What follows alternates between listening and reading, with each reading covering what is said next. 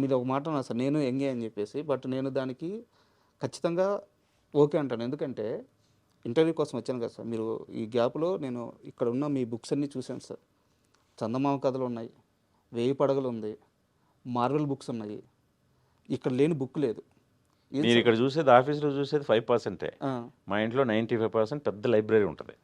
ఒక రూమ్ అంతా లైబ్రరీ ఉంటుంది నాకు. ఇంత బుక్ రీడింగ్ ఎలా సార్? ఎలా అలవాటయింది? ఇప్పుడు మీరు రైటర్ అంటున్నారు కాబట్టి, నేను వైజాగ్లో ఉన్నప్పుడు సార్. చదువుకున్నప్పుడు మీరు ఇప్పుడు కంటెంట్ రైటర్స్ అంటున్నాం కదా. అవును. సో అలాగే నేను ఈ ఫ్యాన్స్ అసోసియేషన్ పాంప్లెట్లు రాసేవాడిని. ఓకే.